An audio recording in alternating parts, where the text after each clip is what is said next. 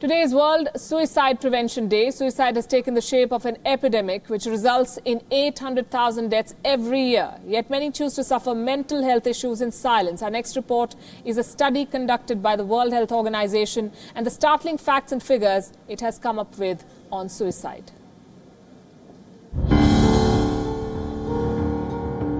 The world was shocked when celebrity chef Anthony Bourdain committed suicide in June 2018. Bourdain was not physically ill or financially destitute. When it comes to mental health, there's no discrimination that can be made on grounds of economic status, race and ethnicity. In the recently released WHO report, one person dies by suicide every 40 seconds. Every death is a tragedy for family, friends and colleagues. The figures are startling. Close to 800,000 people die by suicide every year. For each death, there are more than 20 unsuccessful suicide attempts. Every year, suicide accounts for more deaths than war and homicide combined. Globally, 79% of suicides occur in low and middle income countries and 21% in high income countries.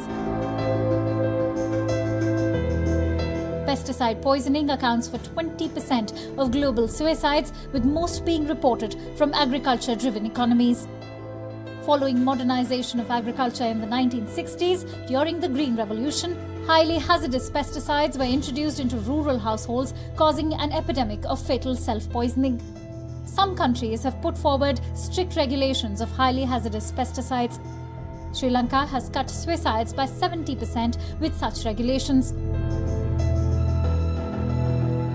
In more developed economies, people are resorting to guns and firearms to end their lives. Nearly 2/3 of all gun deaths in the US are suicides. There is more. It is the young who are most at risk. Suicidal tendencies are higher in the 15 to 29 age group. Suicide is the second leading cause of death among the age group of 15 to 29-year-olds. Actually, more than half of suicides occur in the younger ages, which is below the age of 45 years. At the end, it all comes down to suicide prevention. If you know someone who's showing suicidal tendencies, the best thing to do is to be supportive and look out for warning signs.